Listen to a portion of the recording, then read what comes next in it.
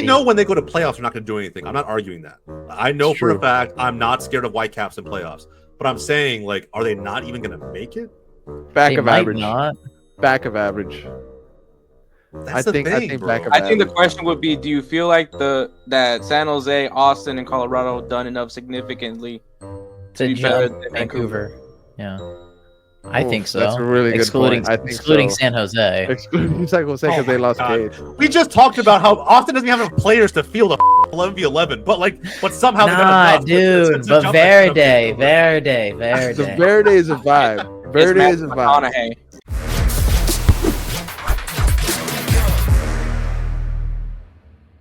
Today, we have the 2024 Western Conference Power Rankings. We have the usual suspects on today's video.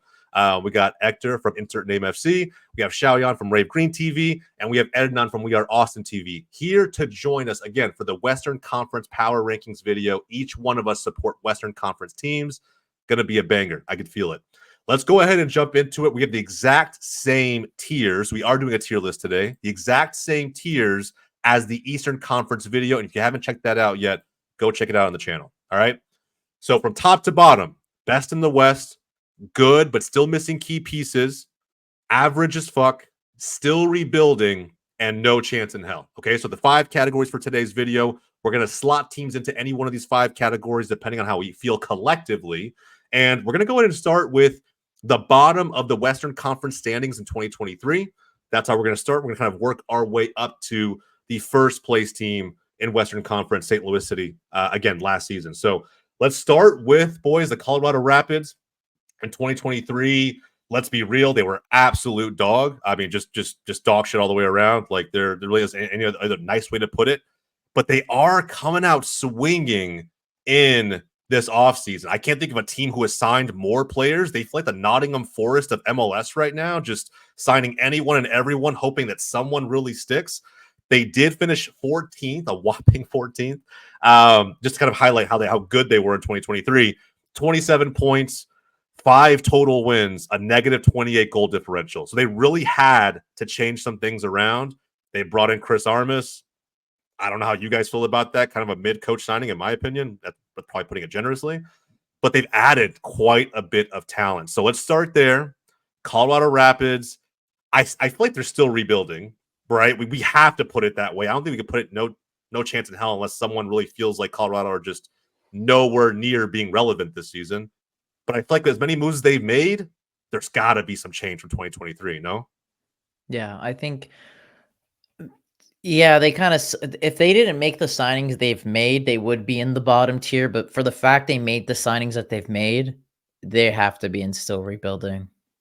Can Chris Armas get these boys to play off within the next couple seasons, maybe? Like, is it possible? They could make it next year. Maybe not necessarily Chris Armas, but I think the players that were added to it do have MLS experience. Yeah. And I think that's also something that's important when it comes to adding new players to a team is getting guys that get the MLS. So I think that's like, additions like Sam Vines and Zach Steffen. I think just having MLS experienced guys that know the league and understand what comes with the league I think could help at least improve from where they were last year. Yeah. Because I was going to say too, these, as Hector said, these are kind of crafty signings in regards to these are European caliber-ish players, but they have big experience in MLS being successful in this league. So it's kind of an interesting recipe. The biggest thing that only worries me is just their coach. I know, man. Like it's crazy how I don't want to say he's like failing upwards. Not the best way to put it, but like he continues to get job after job despite his track record. You talked about the signings. Obviously, I'm a big fan of George Mihailovic. I think it was a kind of unfortunate it didn't work out at AZ Alkmaar. I think there could be another opportunity to go back to Europe. Maybe we'll see. But the interesting one that really split the fan base, and not even just the Rapids fan base, but the MLS fan base, in my opinion, was the signing of Zach Steffen. Tommy Scoops, a.k.a. Tom Bogert, really coined this signing as a top goalkeeper signing, despite the fact that he got injured while on loan at Boro. He hasn't done anything for Manchester City. And now he's coming to the Colorado Rapids at 28. And like he was being already called a candidate for goalkeeper of the year. I don't know if anybody can really say that right now. Is that premature, or do you expect him to come back and just immediately bounce right back in Major League Soccer? Has to be premature, mate. Has to be premature. Think so? I mean, as long as he doesn't get injured, I think he is actually like, I think he's gonna have like a Tim Howard effect on the Rapids. And funnily enough, Howard came back to the Rapids when he came back to MLS. And Steffen's a what? 3-time Premier League winning goalkeeper. Yes, I know he wasn't the starter, but he still won 3 Prem titles and worked under and with Ederson. Like, there's still good experience that was gained, and he went to some good teams in Europe. The thing is that worries me is, will he get those mistakes out of his head? I think his confidence will be higher, so I would assume yes, but I don't think it's a bad shout. I just think it's too too vanilla of a pick. Just be like, oh yeah, this guy's definitely going to be the best goalkeeper. It's never that black and white, but it's not the worst suggestion. And that's why I said, and that's why I said it was premature, because you got to see this guy at least play one game. He is a big name signing, just like Jose said. Tom Bogert put it in a way that he's a top goalkeeper. I agree. He is top. He has won Premier Leagues, but let's be real. He was the backup. He barely saw any minutes. Those minutes matter so much. So, I mean, he could be a candidate. Sure. Why not? Candidate. He has a big name. He's always going to be in that conversation when he's in MLS, because we know how they do awards in this part of the world sometimes. But I just want to see him play. That's why I really like where everybody's putting Colorado in the still rebuilding, because I mean, we don't know if they're average, because we still haven't seen them play. So rebuilding is probably the best place to put them. Yeah, I think with the just kind of wrap up the Zach Steffen piece of it all. I think and probably put a bow on Colorado in general. I think Steffen is probably representative of what Colorado represents at this time before the ball's ever kicked for 2024. Is like, yeah, it's a pretty good signing. It's not like a massive game-changing signing, right? They didn't sign Ederson; they signed Zach Steffen. So I think a ball hasn't been kicked. We'll see how he does. I think we've been throwing around goalkeeper of the year, or frankly, any position where you're getting a top award for that position across an entire league. You're talking top 5, top 3, right off the bat. Like, that's just what the conversation you're putting that player in, and that's, I think, the standard that Bogert kind of sort of threw out there into the Twitterverse, right? Was that's the expectation from Zach Steffen, having the European experience that he has. We'll see if he lives up to it. I have no idea, but at the end of the day, I still think Colorado is moving aggressively in the right direction. We'll see if the leadership and the coaching will match all of these signings that they're looking to bring in and kind of revamp Colorado Rapids in 2024. If they get to playoffs in 2024, man, what a U-turn this team really would have made. I think that's a massive W. That's the objective. Is just making playoffs. Has to be. Yeah, if they make wild card, straight W for the season. Yeah, probably. Yeah, 8th or 9th place. Yeah. If they get smacked in the wild card like Charlotte did. I don't think they will, though. Yeah. I mean, that's still a huge turnaround from being 14th place. Still a very huge turnaround. One of the worst. That's what I'm saying. From being one of the worst teams, then being a playoff, like, that's progression. That's all you can ask for. I agree wholeheartedly. All right. Well, that wraps up Colorado. Let's move on. LA Galaxy, another team really making some strong moves. They don't have the transfer list in terms of incoming players as long as the Rapids do, but they're making a ton of moves. Now, at the end of the day, with that said, 2023, right? They finished at 36 points, minus 16 goal differential, 8 total wins. So not very far ahead of the Rapids. I think for the sake of Los Angeles, I really want to see LAFC and Galaxy, the rivalry, really become a thing. Right now, it's not. LAFC dominate that thing, but I feel like... Wait. I'm sorry, Jose, but I was going to say, even for how dog shit Galaxy are, they still are winning the rivalry games. I think they played like 4 times. I think Galaxy only lost 1 of them. Like, across what time frame? Last season. No, that was that. So someone pulled that. Someone fact checked that for me. But they either played way, in the Open Cup. Galaxy won. 4th of July, Galaxy won. I want to say another one was a draw, and then 1 win for LAFC. Okay, well, let's say that's the case, Regan. I don't really know. I haven't looked at those numbers, but I will say this. I think El Tráfico has still been must-watch TV. Yeah, it is must-watch TV to an extent. I want it to get bigger, though, and the reason being, right, is it gets bigger when LA Galaxy become more league-wide relevant, not just relevant within the scope of that rivalry, right? They need to be successful on the pitch against other teams and have LA become this hotbed for Major League Soccer. Both teams in playoffs, El Tráfico in playoffs, when it's truly meaningful, goes above and beyond anything we've seen up to this point between those two teams, in my opinion. So I'm waiting for that moment. I feel like we haven't seen it, despite all of the hype that some of these signings brought. Right, when Chicharito came over to LA Galaxy 3-4 years ago, whenever it was, I was kind of thinking this would be just that by the time he left, and it really hasn't been. You know, all the trophies have gone LAFC's way. So with that in mind, though, despite them moving Tyler Boyd on to Nashville, they still have brought, and Raheem Edwards, I'll put that in there too. I think he's a pretty solid outside back. But outside of that, right, they're adding players. And so Galaxy probably still rebuilding, right? Would you put them ahead of Colorado? I don't know. It's like 50-50. That's a tough one. That's a tough one. I think that is a pretty good coin toss. Oof. It's But the so thing is, tough. I like Colorado's signings more than I like the Galaxy's. That's the thing. That's just me personally. Yeah, I'd put them behind agree with you. It's Colorado. like the signings have to work, though. That's I'd the put only them thing. behind Colorado.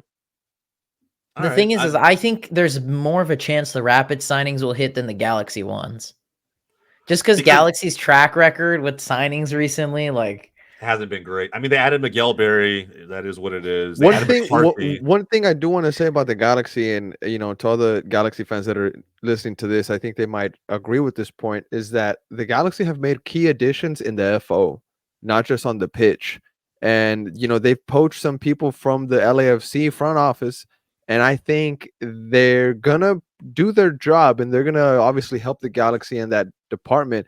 And hopefully those misses and the players that Cheyenne mentioned, hopefully that's no more if you're a Galaxy fan. And these people that are coming in from LAFC, they start changing the recent culture that the Galaxy has had in the recent, maybe 3 to 4 years. Because to me, LAFC completely took over that whole part, that whole city, everything. That's LAFC's. The Galaxy is no more. But the thing is, what I think is so funny about this all is, like, as much as LAFC are like the better team in LA, they still cannot, like, they can't beat the Galaxy. Like, the Galaxy still has their number. That's the crazy part to me. Like, as down bad as Galaxy have been since this recent era, they still, I think, have more wins than them. That's the funny part. But I think you see that in rivalries, like, globally, right? Like, you see, Agreed. What's a good one? Like Real Madrid's only 2 losses this season, Atletico. Yeah, perfect example, right? Like, and they're clearly a better team than Atletico Madrid. And Madrid derby is massive, right? And everyone tunes in, and because of what that game means. But everyone knows that when push comes to shove across the stretch of a season, Real Madrid will overtake them. It's not a 100%. Matter of if, it's when. So I would say a little bit more of an extremer case, but it's not about it. Because, like, I was gonna say, like, at least with Atletico Real, there's, like, they're kind of close. Like, there's some seasons that they're not. There's some seasons Atletico is like double-digit points behind them, but they'll still find a way to pull off the upset, right? It's like anything else, or even like last season when Barcelona won the league by whatever it was, it didn't matter. Real Madrid still beat them in the Copa del Rey final. Like, it's just with rivalries, form goes out the window entirely, and it's about that derby. And so I can see how Galaxy could feel, or Galaxy fans can feel encouraged about getting one over on LAFC, but LAFC always has the last laugh. You know what I mean? It's like they walk away with the trophy when it matters most. They don't bottle it. So yeah, I mean, the reason I want to keep them here is because I'm just more excited and kind of more curious about what the Rapids will do this season than I am about the Galaxy, if that makes sense.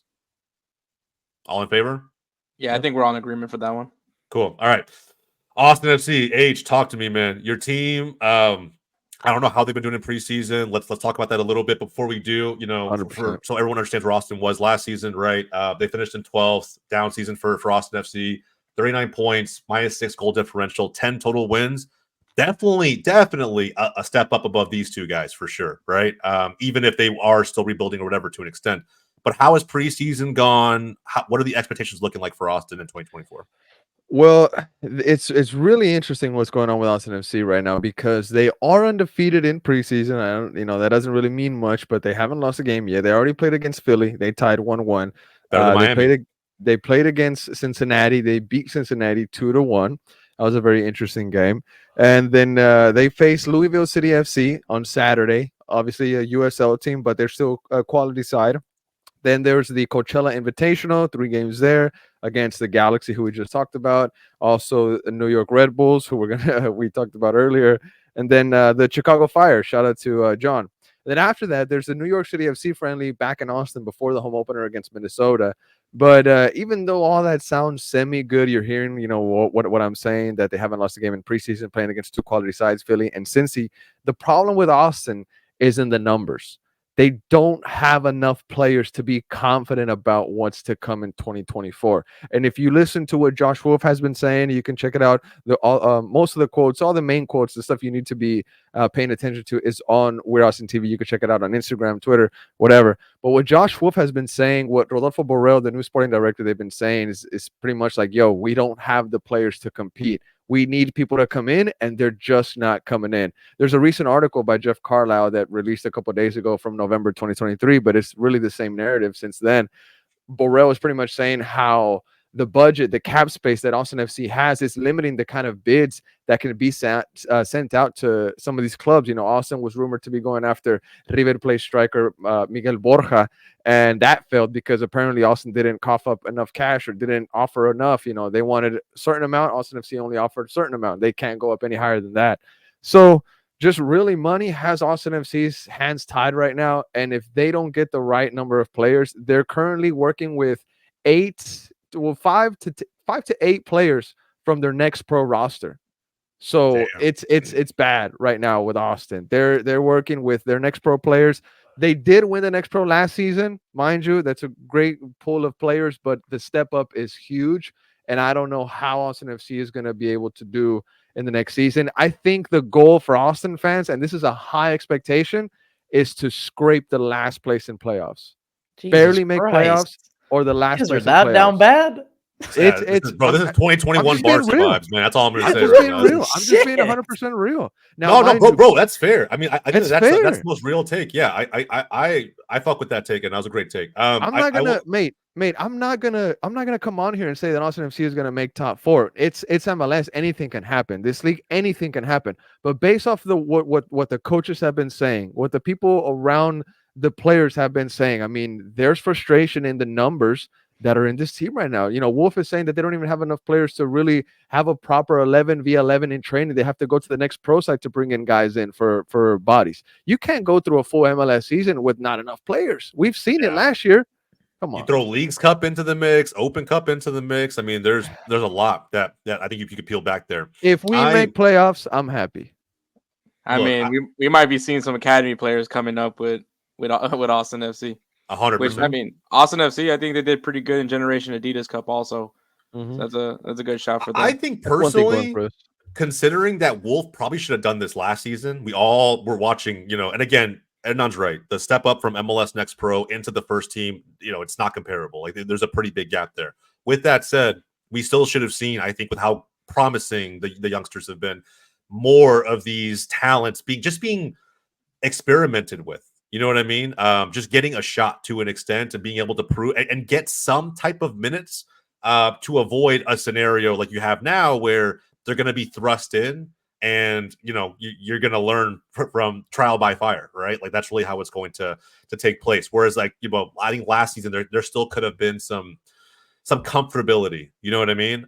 With that said, though, I still think, Austin was going to be in this predicament no matter what because of how you guys have spent over your first few seasons. The Giazzi deal is interesting. The Rigoni deal is interesting.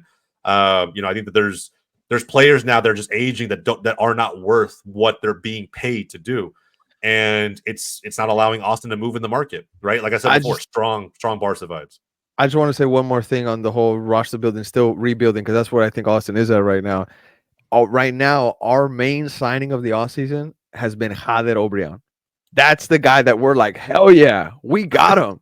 You know what I'm saying? Like that's the guy that Austin fans are banking on. You know what I'm saying? Like it's not looking promising, but we're still rebuilding. Borrell has been making moves. One thing we have done is we have acquired a lot of GAM, so we'll see what happens there. That's my favorite signing, GAM. GAM. gotta love those GAMs. Gotta love GAM. Yeah, bro. I mean, yeah, I agree. This is the most realistic take we've had so far. because I didn't know where H was going to go with Austin. To be honest, I didn't know if he was going to just buff him up or 2024 MLS. yeah, I was like, so yeah, I don't know. But I think with Austin, it's possible I did an EAFC. in career mode, I did it last night, bro. Yeah. I think Austin, still rebuilding for me. I think, like I said many times on the show, I think a couple years ago, Austin severely overperformed with a ton of players with a very high ceiling, and they kind of regressed back a little bit last season. There's still a lot of turmoil that is attached to the manager, in my opinion. I think the rebuild can't truly begin until Wolf is out. That's just my take. I firmly believe that that's where the club is right now. But, with all of that, right, there's still going to be some positives. Obrian, as a Dallas fan myself, he will produce, right? He'll have something. I think double-digit goal contributions is probably what you can expect from him. 10, 11, 12, goals and assists total. And that's right up there with, Rigoni. That's right up there with Stroud, even when he was at Austin. That's right up there with guys who are starting for the roster consistently. So is that going to be enough to get him over the line? I don't think so. I mean, maybe. We'll see. But the season's long, man. We'll see what happens to Austin FC. All right. Let's move on to Minnesota United. I actually feel better about Austin than Minnesota, but I haven't paid attention to what Minnesota is doing in the market. They've made some signings. I don't know if it's enough. I don't even know if there's any play. I know Xiaoyan was super big on Pookie when he came in. He's going to be 34 now. Dude, but he still did good when he played. Yeah, but it wasn't enough, dude. They finished 11th, 41 I know, but he points, came in midway through the year. Oh, I know. They were shit going into that signing. I'm just saying, like, it wasn't enough to get them over the line, and I don't even know if across an entire season it's going to be enough. I mean, I think Pookie's going to cook with an entire season. Really? Yeah. Total goal contributions, what would you predict? What did he get last year? Let me double check this. What are you going to say, Age? What I wanted to say about Minnesota is, well, I've been looking into them quite a bit because that's our home opener, February 24th, Minnesota. Yeah. And if I'm not mistaken, Reynoso, he's still not back. There's a problem with him, right? So if it's been for a while, y'all can say Pookie this and that. To me, the ball goes to Reynoso 9 out of 10 times. If he's not there, bro, they're in big trouble. And I don't know what their coaching situation is actually looking like, right now to a 100%, but I do know that their situation is not that pretty. Yeah. Well, keep in mind, right? I think they were ready for the Reynoso deal to go sour, right, and go south because they've signed 3 midfielders in this offseason. So, and 2 of them are more defensive. One is kind of like an interior 8, not really a creative 10. But I think Will Trapp and that signing is going to be interesting. What are you going to say, Cheyenne? So he got 10 goals and 2 assists in 19 games. That's pretty freaking good. Yeah, that is good. So 12 goal contributions in half a season. I think he's hitting 20 next year.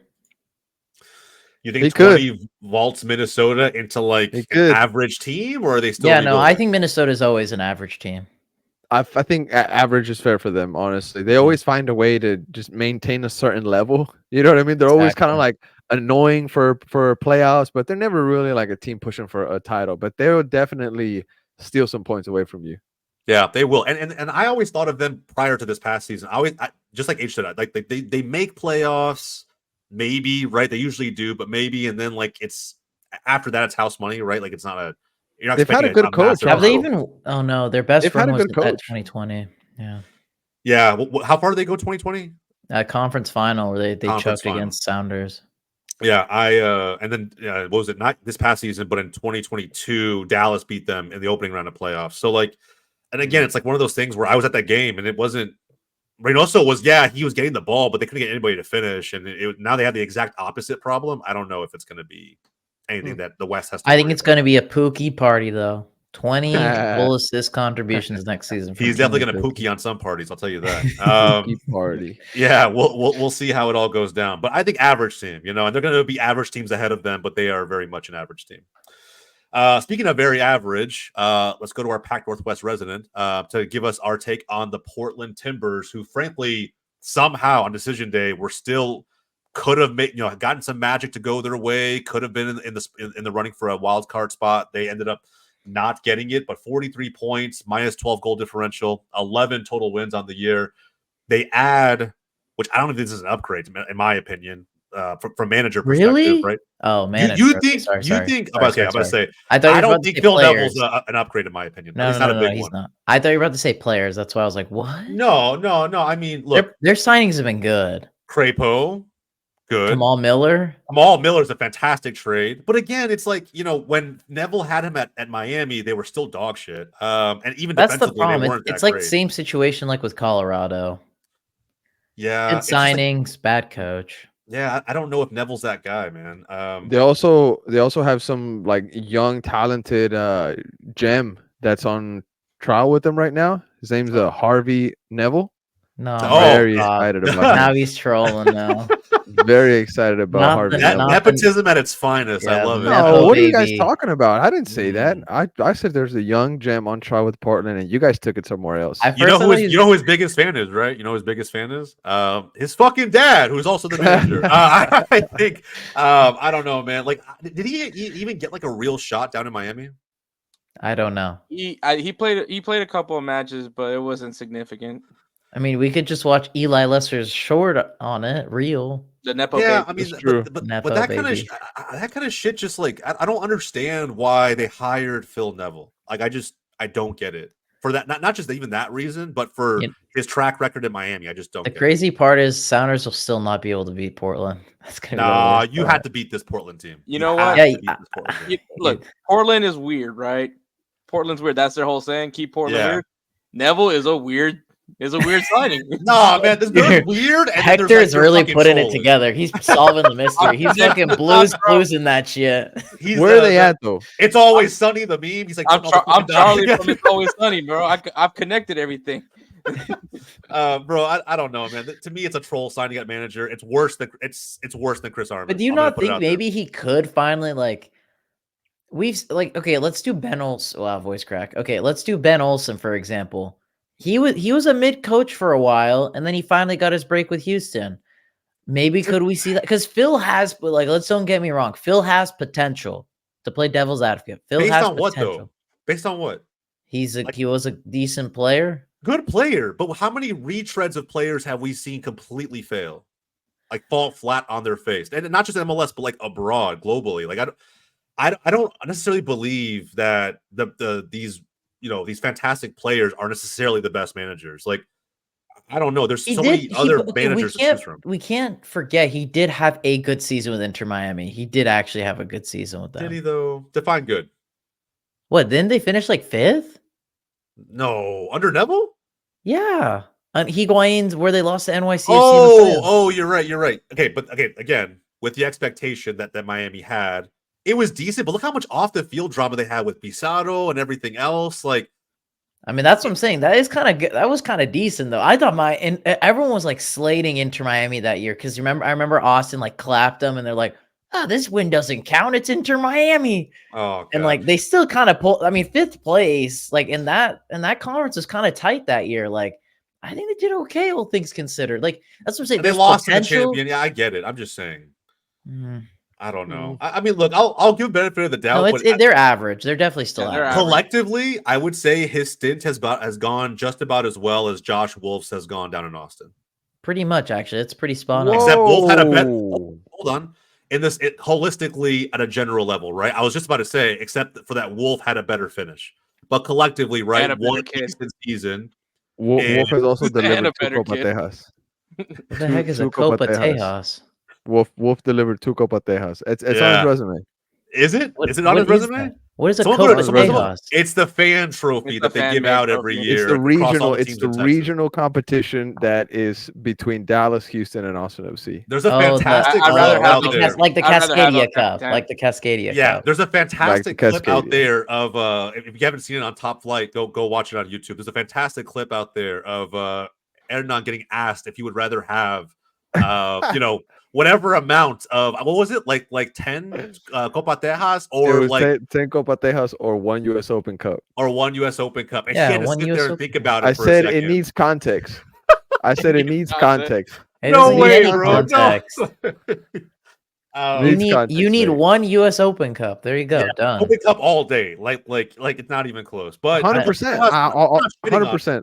I just It's- said it just needed yeah. context. It needed context. Just a fine. bit. Just a bit. There's no just a bit. context or no. Even without context, I'm taking an open cup all day. But with that said, I think Portland are probably They're above Minnesota. really, bro. I was literally about to put them like top of still rebuilding. No. They're average. They're Okay. average. They're above Put them Minnesota. here? Yeah. I put Alright. them above Minnesota. All right, that's fine. You guys think They higher have the of Portland than I players. do, They have but- the players for sure. Yeah, their team still looks pretty good, and they still did almost make playoffs. They did, but it's like, bro. Okay, that's it's fine. They are a step up of like who we talked about so far, but not Yeah. by a ton. And I No, still it's don't think that. not. I Which still is think. I still think that they took a step back from a leadership perspective. I think it's going to bite them in the ass, but we'll see. We'll see what happens. All right, the Quakes. Let's move on to San Jose. No chance in hell. No chance in hell. All right, because all of- agreed. Clean Easy sweep. one. We move on. No Easy one. fucking No way. chance in We're hell. trolling. Dude, we We're all said trolling. it. We They all lost said Cade it. Cowell. It's like, all right, they lost Cade Cow. Fuck it, throw him down at the bottom, bro. Like that's really what this looks like. It looks like we are the biggest Cade Cow stands on the planet. That's all I'm gonna say, bro. That wasn't Chivas what I for the based. W, by the way. Cade Cowell was prepared to know Sabo's way to Chivas. All right. Okay. Look, San Jose, 44 points, finishing a wild card Dude, spot. we already Bowed out said to our Sporting stance. Kansas City. We already set our stance. Okay. Why? No Give me why. chance. Give me No why. chance, baby. Dude, they're Why? Dude, I don't know how to explain it. You can just feel it. No, in your belly. It ain't that's gonna. rolling. I agree. don't know I how actually to agree. explain it. I actually agree with him. It's It's just inconceivable as it's just to like why a they have no feeling. Yeah, you Oh can yeah, feel. you know what? Yeah. It's intuition. I don't know, man. It's just just feel it in here. No fucking way Death, we're doing back- only taxes, thing- and San Jose Earthquakes just not doing it. No. Like, They- there's they- a reason why everyone's still like all San Jose fans still talk about the Goonies Never Die team. Like, have Bro. we seen anything since then? same amount of wins as Portland last season and had more points. Got into a wild card spot. We're a playoff team last season. They bowed out to Sporting Kansas City. Yeah, but they were wank in that wild card game. They Like, were in you knew Charlotte San- though. They needed a fucking game. The thing about I guess, It but was like we knew they as soon as it went to penalties, you knew they lost. No, well, you knew because you may have that whole big, rant about Melia, and then respect, bro. That was a hell of a shout. Melia was, he was him during that fucking. It's because shootout, we but, already like, seen it happen once, bro. But bro, I've Luchi seen the Gonzalez's story. men are better than that. They're better. if anything, we could put them behind Portland and average. Nah, dude. I if just don't rate anything. San Jose. I just don't rate them. If anything, because we do got gotta show wild, them- like. Look, I know, but we Dude, all bro, trust agreed me, on it. like, Why, just- why are we debating this? It was 3-1. It was- Because there's no fucking logic behind it. We're literally just. Hey, We don't need trust me, bro. logic. Trust me, bro. Like, I see what you're saying. All I right, see what you're let's saying. talk about the new additions to San Jose. Seriously, yeah. Well, hey, look, they got Judd from Galaxy. Not crazy. It's a transfer, right? Outside of that, the Yarbrough transfer, guy who's got Liga MX experience as a keeper. no They chance brought in him hell. in, Let's move on. but they If lost. you're Cade Cowell. banking on Yarbrough, brother, I'm not banking on Yarbrough. anybody. I'm not banking on Okay. anybody. There's been no one sexy to come to the Quakes. Don't get me wrong, but they were still a playoff team. We just Nah. talked about how Timbers are. I don't know how you guys feel that Dude, Neville's because going to do Portland better than what keep it Savarese did weird. last season or before he got fired. And now I you're think telling me Quakes despite belong Neville, here. they'll do fine. Bro, I will put them I here. agree. That's as low. That's as low as I'm giving you guys. Nah, as that's dude. low fine as with I'm me. That's giving you fine with guys. me. That's fine. That's fine. There you go. That's There's some fucking rationale a little bit. Xiaoyan, you got to give me a reason for no shot in hell, bro. It's just like, dude, when was I just gave you an example? When was the last time San Jose did something? They went to postseason last year. Yeah, But but that's you all they knew do. weren't gonna That's win what that we're game. saying. Fine, that's That's an all average. that's what we're An saying. average team makes playoffs, and maybe okay. Let me back up. An average team is in playoff contention more seasons than not, and when they make it, they're kind of one and done. To me, that's average. I just feel Mid-table, like kinda the average. signings that they've made, they haven't gone essentially better. So then they're right where they were last season, which is a 9th place No, team. I think they're Average. worse than where they were. Well, they last lost season. Cade Cowell, so Yeah, but Cade They Cowell lost Cade.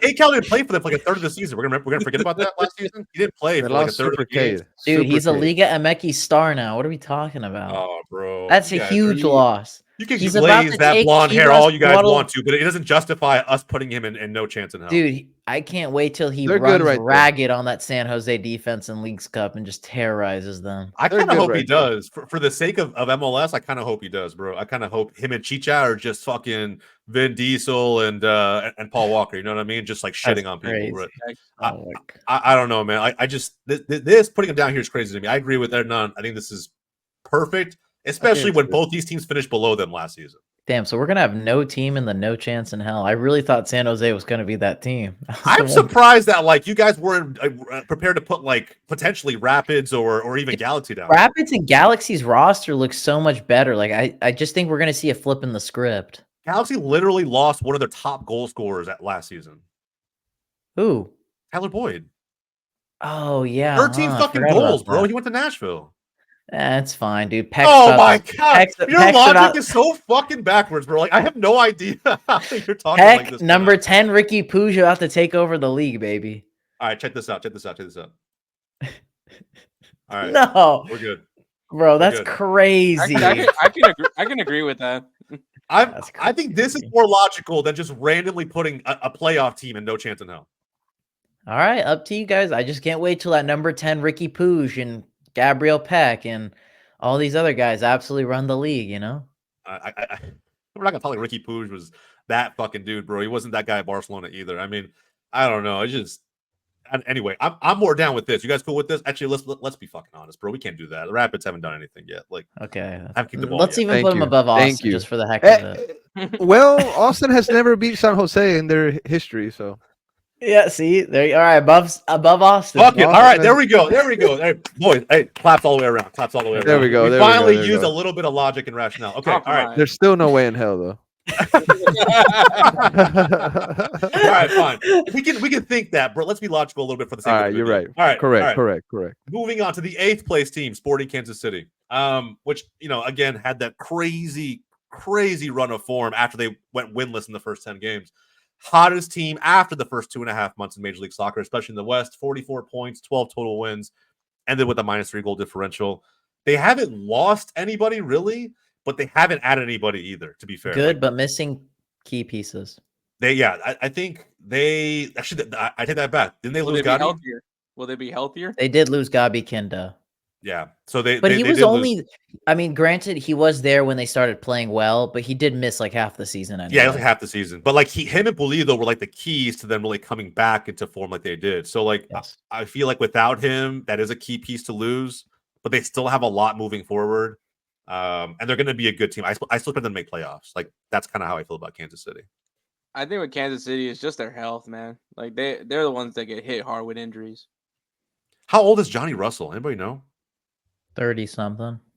Yeah, I like. Oh, he's when you think super about young, injuries- man.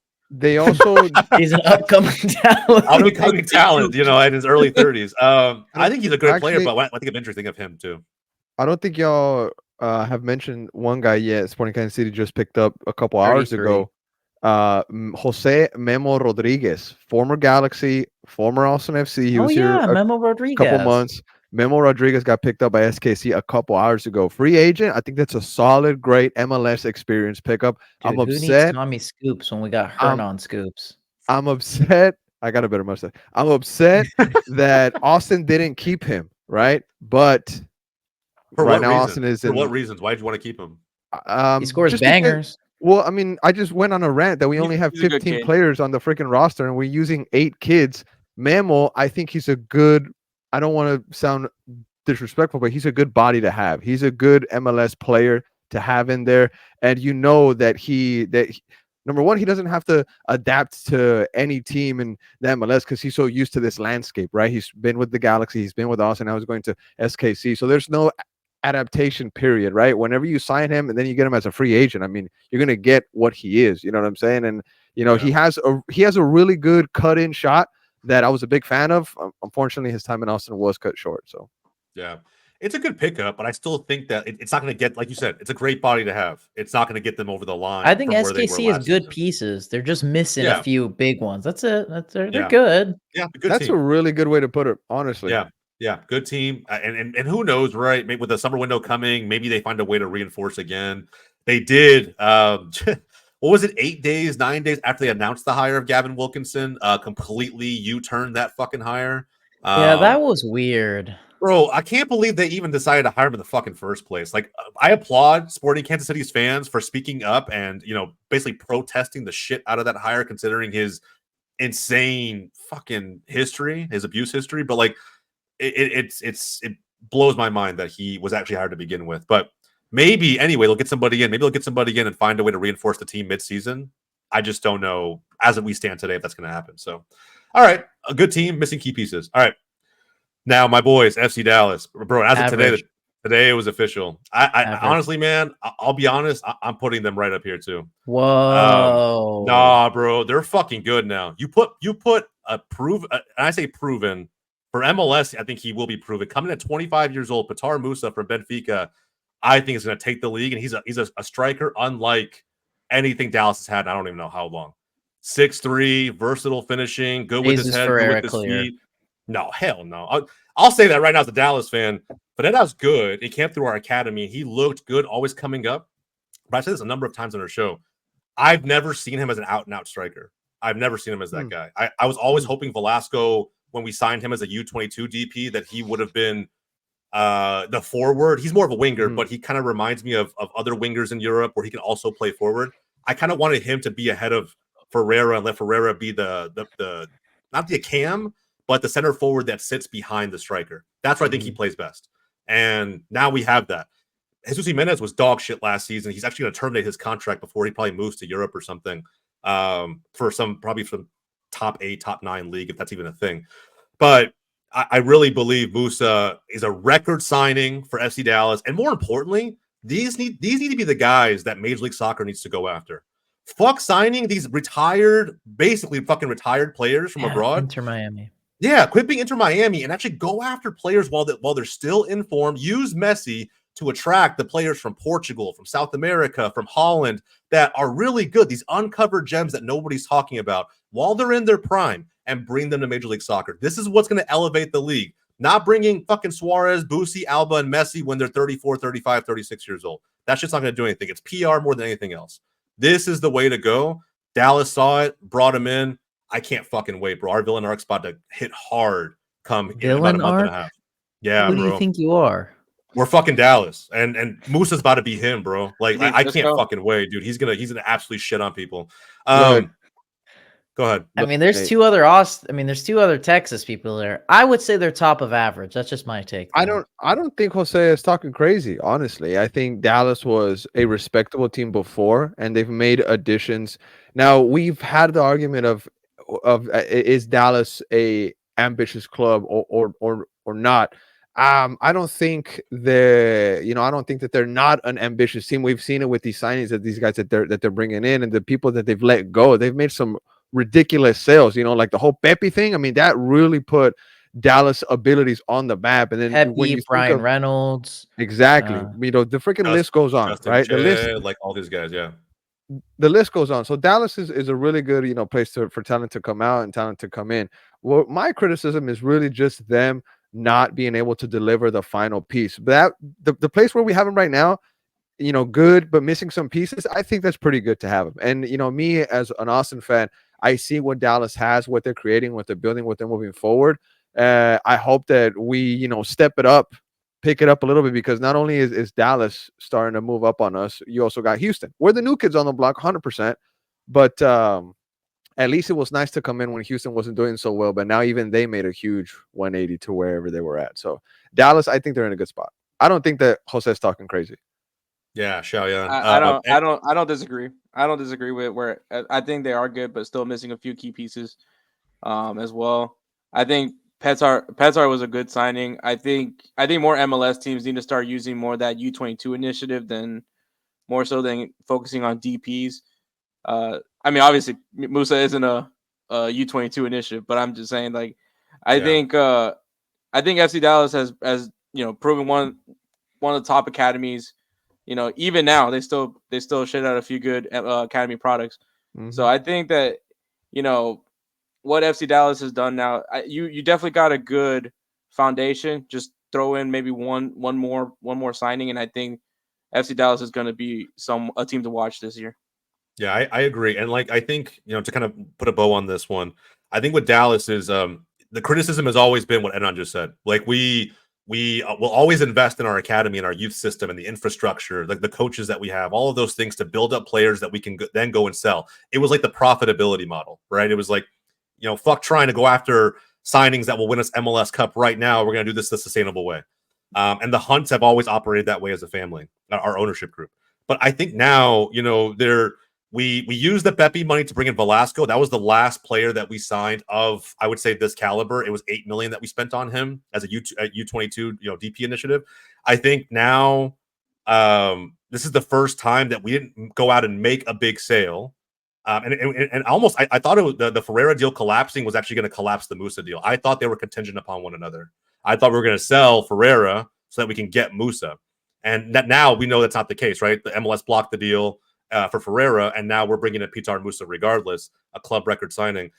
It's like for the first time, at least since I've been watching Dallas burn and now FC Dallas, we're showing some ambition to really go after not an aging player that can get us over the line, but someone who's right in the middle of their prime, who's playing overseas and can bring Champions League experience to this side, right? After bringing in Yara Mendy, who was, how old is he? 36, 35, some shit like that. So Omar Gonzalez, another one that kind of was a head scratcher for a lot of people. I still think him coming home to Dallas, and he did decently well at the Revs last season as a starter at center back. I think he can offer something off the bench at that position, but Musa should take us over the top, even if we lose a few players to injury in the attack like we did last year. So I'm very, very excited about this. Only worry because obviously we're talking about a Croatian international player. Yeah, Euro might be the big hit this summer. Yeah, it might be. It's Leagues Cup. Yeah, Leagues Cup, right? And look, I mean, fuck. And if we do another run in Leagues Cup, I hope we can enter Miami again because we bottled that fuck. We were up 3-1 and then we tied 4-4. Like I don't know, it's messy, but like I want them again in Leagues Cup. Mate, the own goal is still sus to this day. It's sus. I think someone paid that man to fucking hit it in the back of the net or something, bro. I watched that replay a million times, and he might as well have been a forward for Miami. Might as well have. Great header. Dude was reliving his childhood play day where he was like, "Here, Messi sends the ball. Messi sends the ball in." Yeah, bro. I watched that a million times that night. Like, I cannot, for the life of me, make an excuse for him. Like, nope. He didn't even try to head it out the other way or turn his neck or anything. Like, legitimately just scored a fucking own goal and beautiful header, a ton of intent, beautiful header. But that was suspect as hell. So yeah, man, I like maybe that'll save us. I hope to God Musa doesn't have to leave for any big tournament, but if he does, I'm hoping that we have enough depth up top that we can make it work without him for a little bit. So we'll see what happens. But Sporting Kansas City stays ahead of them for me because again, they just have the history, right? The history of making deep runs, going to MLS Cup. They have to be ahead for right now. All right, moving on. Whitecaps, playoff team did get absolutely smacked by LAFC when it mattered most. They scored a few goals off of set pieces and whatnot. That whole series was shithousery. Referee. Very controversial referee. The rants at the end of the game, specifically by the Whitecaps coach, was awesome. I love the shithousery that whole tie brought to MLS. But with that said, I don't think they really made a ton of notable transfers.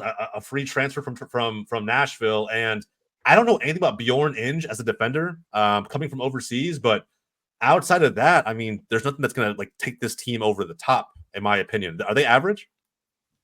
I feel like average is the word. If they're average, then they're ahead of Portland, right? They're average to me, but they're borderline no chance in hell. They're lucky that there's a still rebuilding space in between those categories. I'm with Hernan in this one. They're average, but they're borderline no chance. The only thing they have going for them is that teams really hate going to their stadium to play. And Ryan Gauld. Fair. And Ryan Gauld. But like, I mean, they still. I mean, when you look around, sixth place, top 6 in the West. Valid point, but when you look around, like everyone else has at least added some key additions, and I don't think Vancouver is essentially. Vancouver got a new sick away kit coming in, but man. Okay, so like, are they top of still rebuilding or bottom of average? I honestly will put up top of no chance in hell, but that's just me. Wow. Top of no chance is harsh, very realistic. Average AF at the back would be giving them a little bit of a help. Okay, yeah, a little bit of credit. It's up to you, honestly. I mean, bro. I mean, I'm down. I'm down to put them here if we really, really think so. If they didn't elevate themselves at all, but I mean, are they not a playoff team again in 2024? No, I mean, it's 50-50. Like we know when they go to playoffs, they're not going to do anything. I'm not arguing that. I know for a fact I'm not scared of Whitecaps in playoffs, but I'm saying, like, are they not even going to make it? Back They of might average. not. Back of average. That's the thing, I think bro. back of I think the average. question would be: do you feel like that San Jose, Austin, and Colorado done enough significantly to be better than Vancouver? Yeah, I think so. That's a really good point. I think excluding so. San Jose. Excluding San Jose because they lost Cade. We just talked about how Austin doesn't have enough players to field a fucking 11v11, but somehow they got enough. Dude, but Verde. The Verde is a vibe. Verde is a vibe. No, okay, you know McConaughey. What? Okay, whenever you put it, do it. Whenever you put it in that perspective, then yeah, I think it's fair to keep them at the back of average.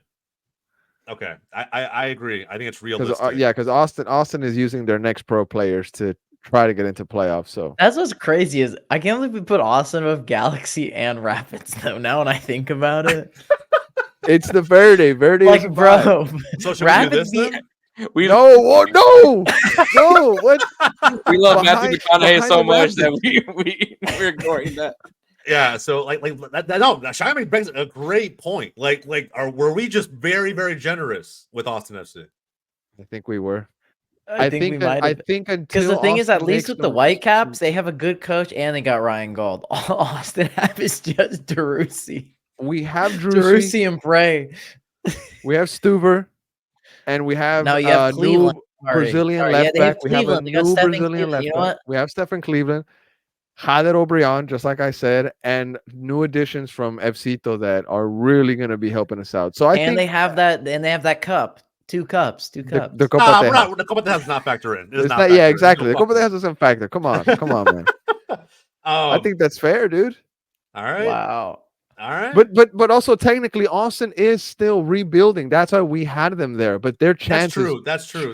Very slim. Very slim. So.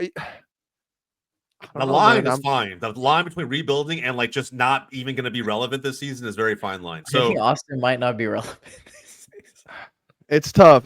We do need to make some signings ASAP, and it really doesn't look like they're going to be happening. So I think until the summer window, Austin FC is really going to solidify themselves as a team because we're going to be struggling the first half of There's the a lot of season. teams that are banking on the summer window. Yeah, we are definitely one of them. There are a good amount of teams for sure. Yeah.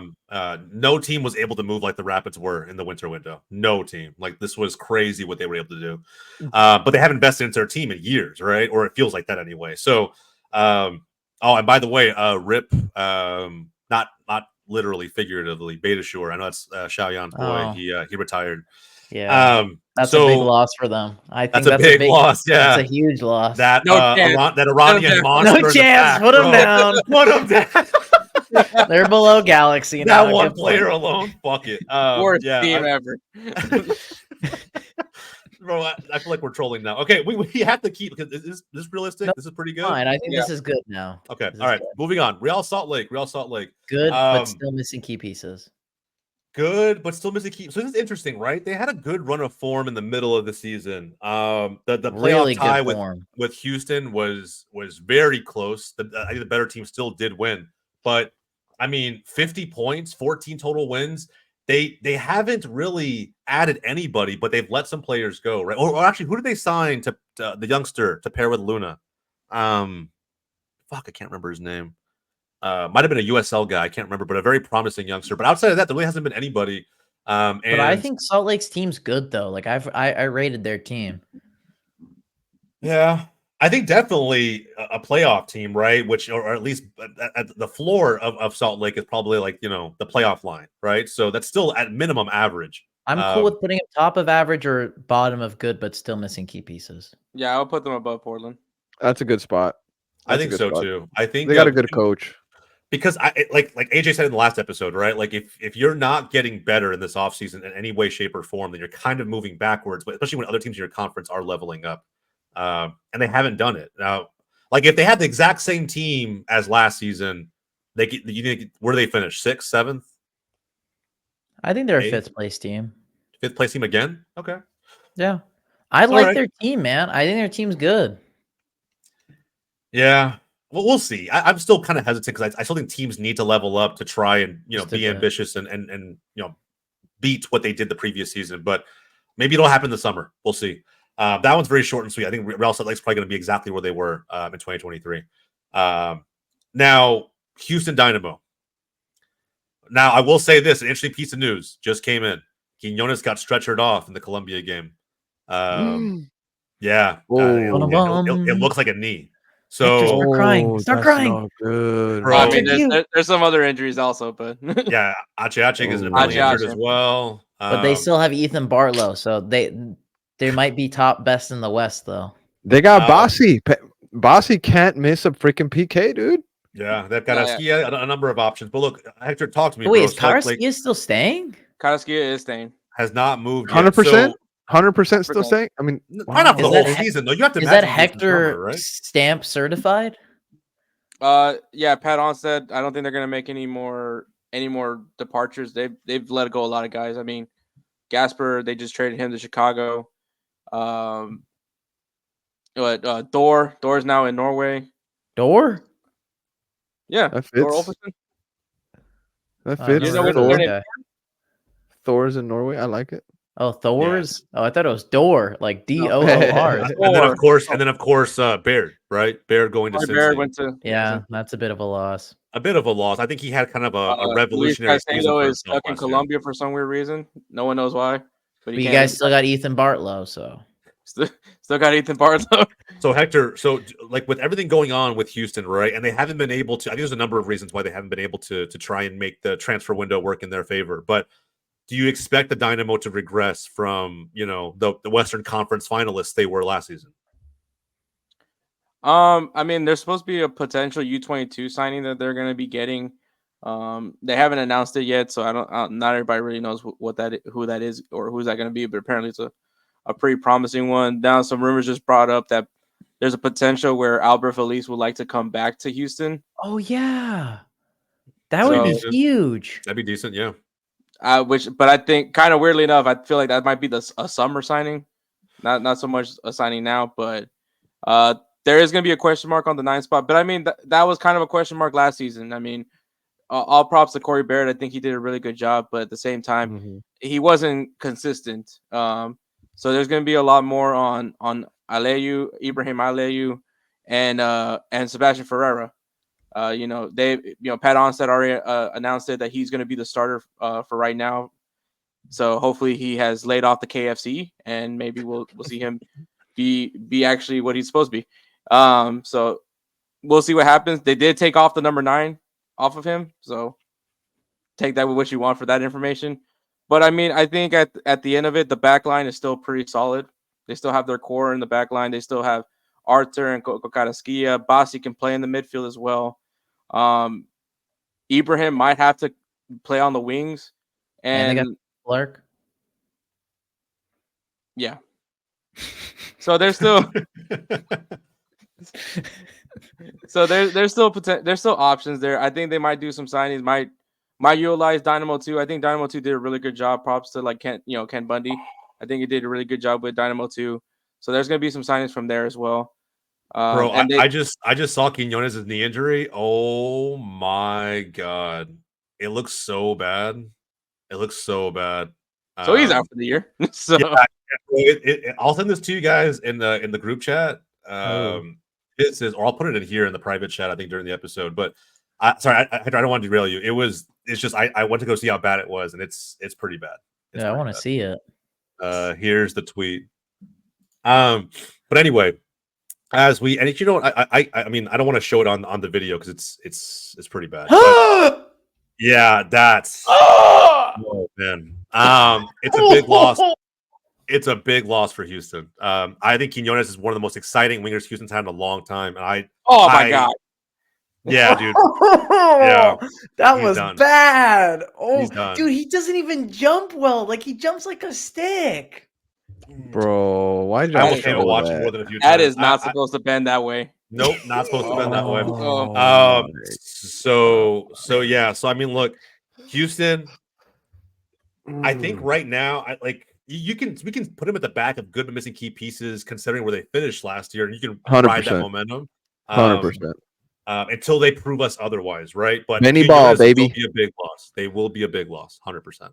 Benny Yeah, Ball. I mean, it depends on how long Hector Herrera will be gone. I think that's going to be also a big one. But I think that opens up for Coco Carrasquilla. I think moving him into a position that he's more comfortable for will help out. Arthur is still Arthur. I think still one of the most underrated additions to the team. We still got Griffin Dorsey, no matter what. That one's big. That one is big. Technically, if the Dynamo really wanted to, they could move Griffin Dorsey up on the wing.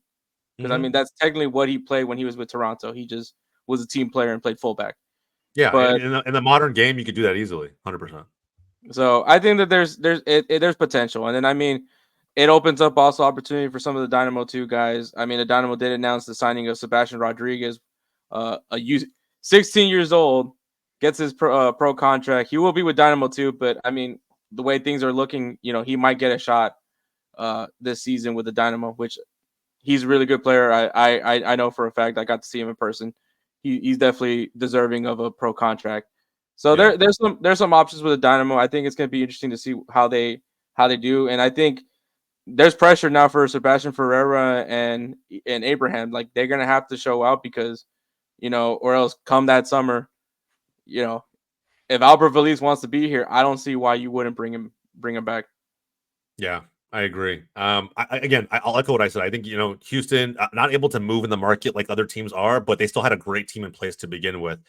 The loss of Quinones will be interesting, but I don't think it takes a ton away from their attack outside of maybe just the pace. He wasn't even like the best finisher per se. He just was able to exploit defenses on the wing.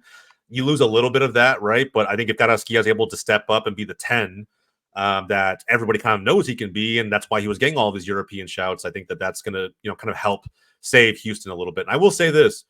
Kansas City already proved that you can go winless for 10, 11 weeks and it doesn't matter, right? You can still make playoffs in this league. So for that reason alone, I think back end of good is still the right spot for Houston. All right, let's move on. I can't get that fucking knee injury out of my head now. It's like ingrained. All right, moving into LAFC. This one's a tricky one, I think, for a lot of people because it's so easy to just point at the fact that they've been good for these last few seasons, so good in the league. They have Denny Bouanga and this and that, but some very notable departures, right? Chiellini retiring, Palacios, which I have raved about as an outside back. I think he's slept on in terms of goal contributions and just who he's able to find moving forward. He goes back to Brazil. They lose McCarthy. They bring in Hugo Lloris, which is like a serial. Is he a serial loser? Outside of France, just look at his club career alone. He did good with Lyon. He was part of the golden years of Lyon. Yeah, with Spurs he did nothing. So I'm not going to count that shit. It's Tottenham. Tottenham stinks.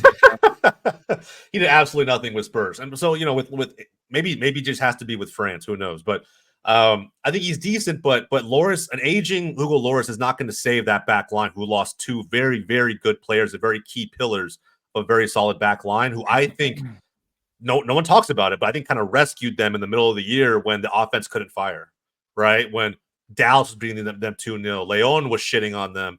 When Bouanga couldn't get rolling, Vela wasn't scoring, right? Like there were all these problems that LAFC had attacking wise in that middle chunk of the year, right? Kind of before and after Leagues Cup and even the Champions League. That the back line saved them. They kept clean sheets and would steal a point here and there, or even help them nab a win when needed.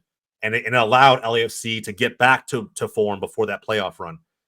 Is Vela coming back or is he gone? No, he's gone. He's gone. Who? Vela. Oh, yeah. I mean, is he still in talks? Still in talks. Yeah, I was like, I don't think it's I don't think he's yet. coming back. Still in talks. But even if he comes back, what's he going to produce? Really? With LAFC, you don't know until the very last day. John Thornton has said all the heavy lifting is done. Now they can start announcing players, bringing them back in. And I said this a couple days ago. Vela is the culture. He's the whole identity of this team connecting to this city. Once you take Vela out of LAFC, that's going to be a huge, I know, but at some point he's got to skedaddle, bro. He's got 100%. True, 100%. 100%. But I will ask you I don't think this is the time yet. No, it is. But That would but I it, just let- don't think let's he say wants to go back to Mexico. To be honest, no, he doesn't. He doesn't. He'll get the same criticism that he's gotten for most of his career, that he's not serious about it or whatever. But either way, let's say Vela stays, fine. If Bawanga leaves this summer, what happens to this team? I think Bwanga's staying. Through the summer? Oh, through the He summer. was I seen apologize. he was seen smiling in team photos and training, but the summer can change everything. Mhm. Mhm. So And it's Summer just can they're change will good, attract he will attract European teams. There's no good, mistake but about that. still missing key pieces. Then I guess that's what I we're going agree. at. I agree. Yeah. I agree. Even though they did add a Venezuelan wonder kid, I and think they're top of it. he got a nice assist today against Brazil. The Venezuela Olympic side, they beat Brazil 3-1 just a couple minutes ago, if I'm not mistaken. And the young boy that LAFC just signed, 18-year-old dude, backheel pass against Brazil. So this kid has talent. LAFC is Valle? cooking, y'all. LAFC is Yeah. Yeah, cooking. but which U17 team beat Brazil? What do you mean? Oh my days. Oh. And for Hugo Lloris, man, the only thing you really got to do is just keep him away from alcohol, and he'll be fine. So Maybe, no, but no DUIs. So no DUIs. Yeah, for sure. 100%. Did he get one? yeah, Hugo? Yeah. I didn't know that. Yeah. it was like after the World Cup. Yeah, he Well, got I trolled. guess- At least my Arsenal fans, I don't remember. He got trolled. But I will say, like, with like Hugo Lloris is a good signing. Is he going to be statistically better than Crepeau without Chiellini and Palacios? No, No. That's what I'm saying, man. I think It's they're it's back. basically the I think same it's good. I think still Lloris is pretty cool, and I think he'll be decent. That's all he is, though. He's just a cool quality piece, because when it That's comes what I down thought to with, it, but that's what I thought with Crepeau Lloris is Chiellini like the though. Spider-Man pointing meme. No, Chiellini was still world class when he came over. 100%, 100%. But to me, this is what it comes down to. When it's that moment, when everything is, whenever the moment is there, Lloris is not gonna offer up his leg in return of a trophy like Crepeau did. And I think it's an unnecessary addition by LAFC. By all means, if you got the funds and the resources to do it, why not go get a Lloris? But you had a great keeper. Crepeau is Yeah, second to none. that's the questionable part. They could have signed a center back. They could have That's what I'm signed a left saying. back. They could have figured out how to replace the pieces they had Bro. instead of they pulled an Arteta and Arsenal. They went out and got a keeper where they didn't really They truthfully didn't really need it. need it. They could have, just again, they had needs elsewhere that they could have addressed. So 100%. I don't know, man. We'll put them here because again, it's still LAFC, it's still Denny Bawanga. They'll still probably Agreed. have moments in the season where they're just in rampant form and scoring goals. But I don't know, man. It wouldn't surprise me to see them regress this season. So we'll see what happens. All right, Shayan, talk to me, bro. Sounders, De La Good, Vega but hype. still missing key pieces. Simple as that. Man, you just added the piece, bro. Talk to me. Why is Sounders? We gonna need a go striker still. We just talked about this off Jordan camera. Morris, bro. Jordan. You got Wait, Jordan I Morris. thought you teased us with Cavani. Come on, man. Give him some hype, bro. He's gonna figure it out. Good, this year, but 100%. still missing key pieces. It's so simple. Yeah, are they behind LAFC? Yeah, I would say they're just behind LAFC. Okay. I mean, better defensive team than LAFC. Statistically, that was true last season, Yes. 100%. And it still, I think, is going to be the case.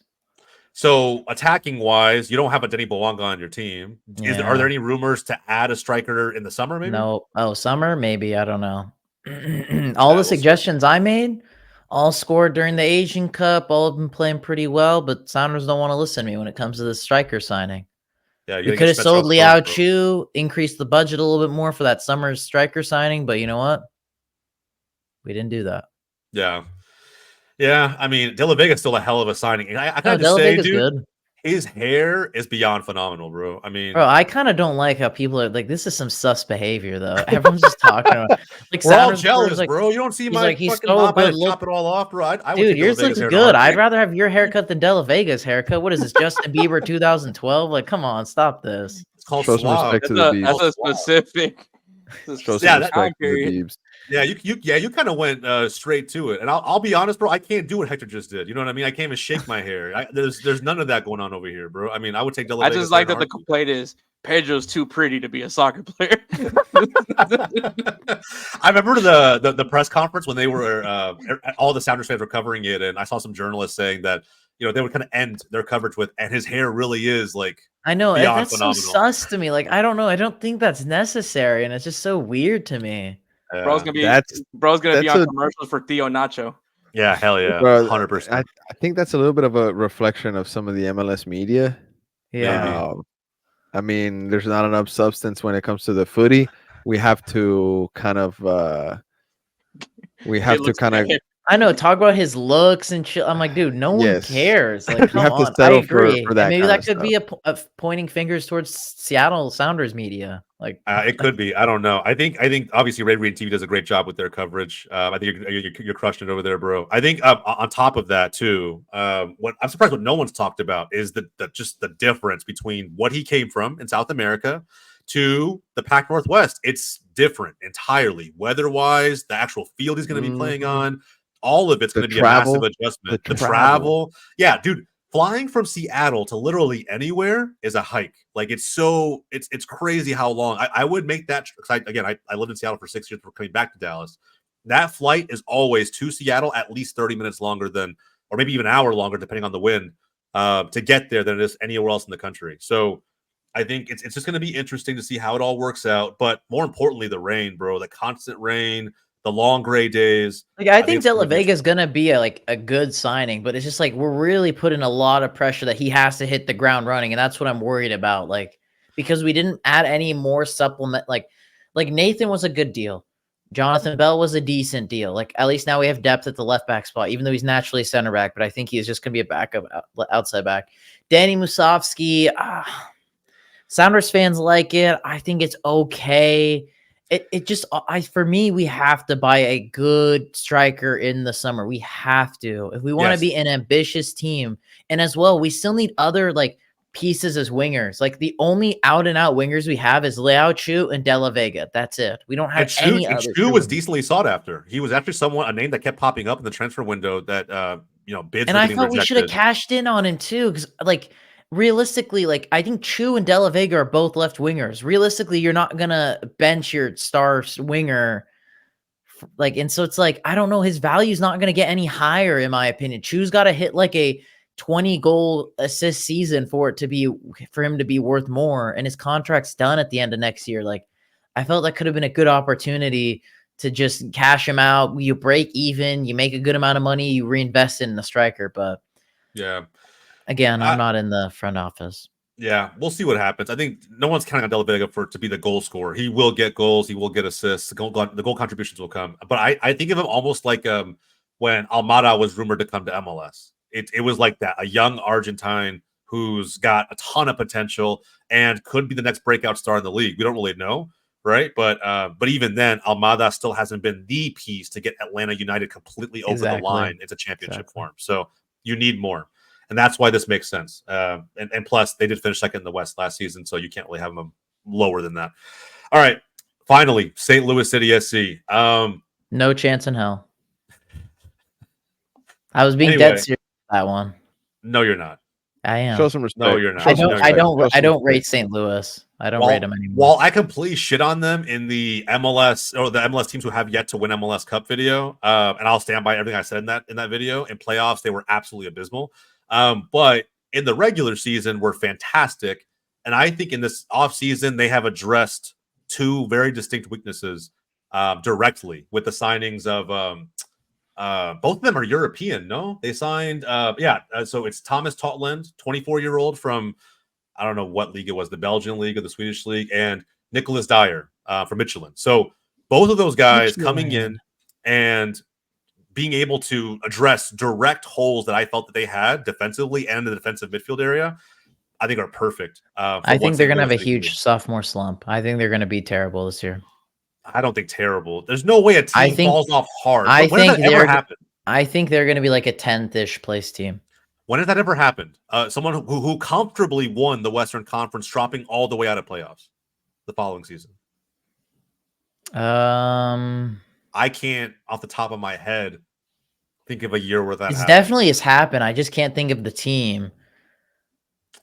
I mean, Austin kind of had that drop off. Union had a drop off in 2020 or 2021 when they won the Shield and then they lost in the first round of playoffs. I think Austin's won, Colorado's won when they beat the Galaxy in the playoffs because I think the next year they were bad. Actually, Austin's actually a really good shout for that, to be honest. I just thought about that. A Western Conference finalist, all Toronto? completely getting shit on the next year. Toronto, yeah, that's another good one. I can't even say So there anything. are a few examples of it. But this feels wrong. No, I'm just, this is just my hot take. This is just how I feel about St. Louis. You can't put them in still rebuilding because they're not rebuilding, in my opinion. They're just then you have to put them in average. If that's what you guys feel, I think they're gonna have a huge slump next season. I think now that because the thing is for me with St. Louis is like once expectations started to get on their shoulders, like, okay, we're getting closer to playoffs. Now let's see what this team's going to have to handle. Like they started fumbling with those last, like what, 5-ish games at the end of the season. They did terribly in the playoffs. Like Leagues Cup, they got shit on by America. Exactly. That's what I'm saying. Like the Cinderella magic dust fairy spray, I think is done again, but I don't want to sway your guys' opinions because I still think their roster is good.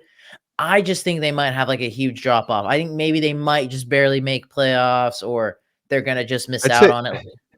I'd say average because I think it'd be a little bit of top of average. A little bit of a crime to put them in the same category as Austin right now because St. Louis completely obliterated us last season. And I don't know, man. I think they have a little bit more of a chance than no chance in hell. No, I know. Then who's the best in the West? Nobody. I think it's open. I think it's very open. Wow. I'm actually down for this. It's extremely open. There's no best team in the West. The West is shit.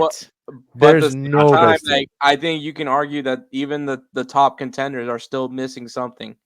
So I don't think that there's like a full on like this is the best team in the Western Conference.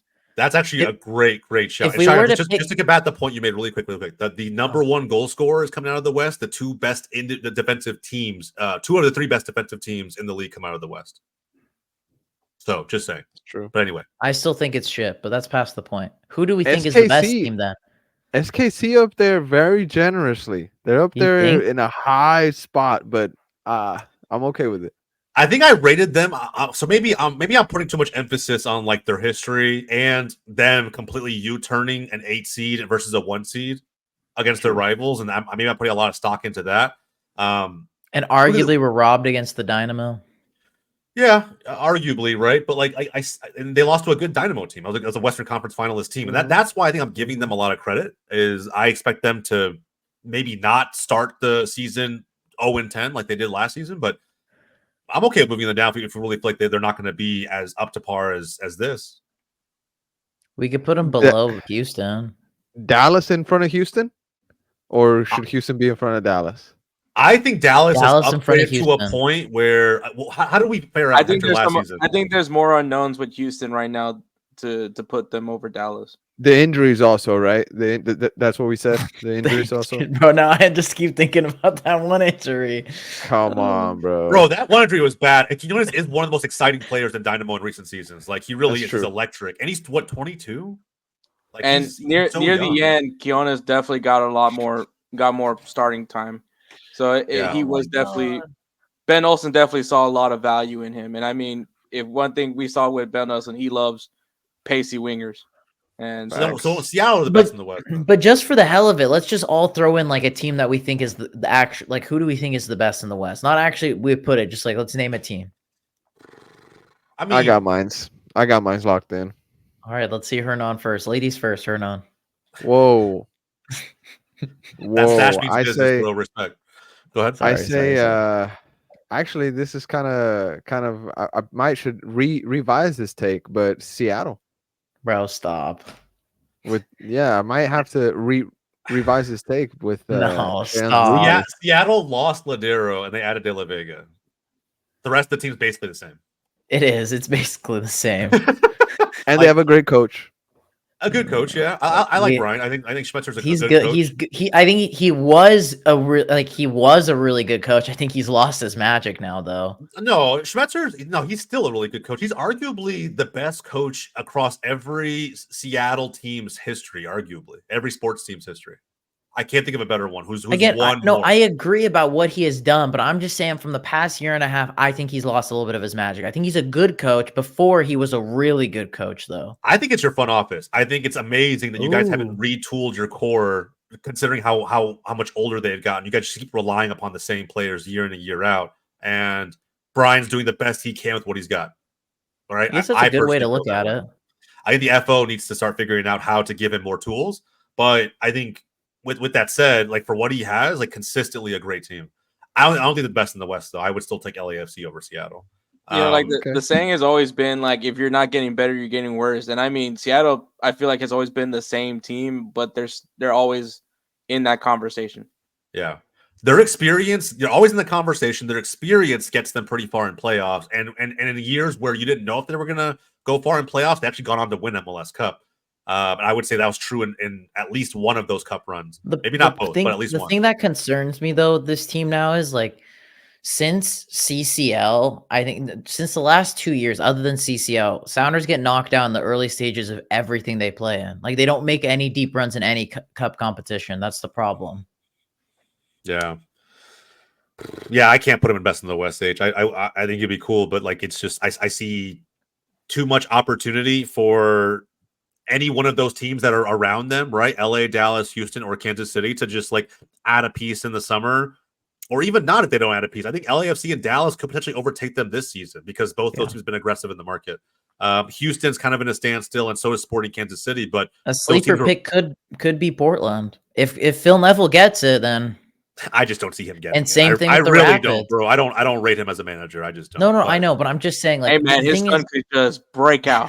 Yeah, out of nowhere, his son could just become talented. I guess I don't know. We'll see. But until then, I'm gonna keep Portland where they are. They're very average. I'll be honest, man.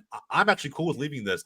This is the most realistic power kind of rankings, if you will. The West is wide open, not because it's shit, despite what Xiaoyan says, not because it's shit, but because it's just, it's not, bro. It's not. I will have this argument tooth and nail with you. No. Show some respect, bro. Show some respect. Your team is in the West, respect, man. Respect. Show some respect, bro. I really think that it's just wide open. Anybody can take it. And for that reason, I'm cool with how this looks right now. Are we making any more changes? H, you want to leave Austin here? Honestly, mate, I'm happy with the list that we came up with. Even though Austin is down there, the reality is what it is, mate. Yeah, I think so too. I think it is what it is. Experience will carry a lot of these teams. I think Austin's still very much in rebuilding mode. And if they don't get anywhere close to it, we all know why. There's a lot of shortcomings. Same thing for the Galaxy. But I won't be surprised if the Rapids experiment doesn't work and they end up joining them down here at some point. So we'll see. We'll see what happens. But yeah, boys, this is it. This is our list. If anyone who's gotten this far in the video disagrees, please let us know in the comments down below. I'm really, really curious. I think the most contentious pick here is actually St. Louis. I think a lot of their fans are going to feel like we dissed them a little bit because of where they finished in the regular season. But sophomore slumps are a thing. They're not an experienced team. This is the second season altogether in MLS. If they make playoffs again, we'll see what happens, but we all know what happened last season. So I think it's a fair shout to say that right now they're still average. But again, we'll find out. Let us know in the comments down below. Like the video if you haven't done so already. Subscribe to the channel. And from everybody here at Wake Up MLS, my name is Jose. That's Hector. That's Xiaoyan. That's Ednan. We'll catch you guys next time.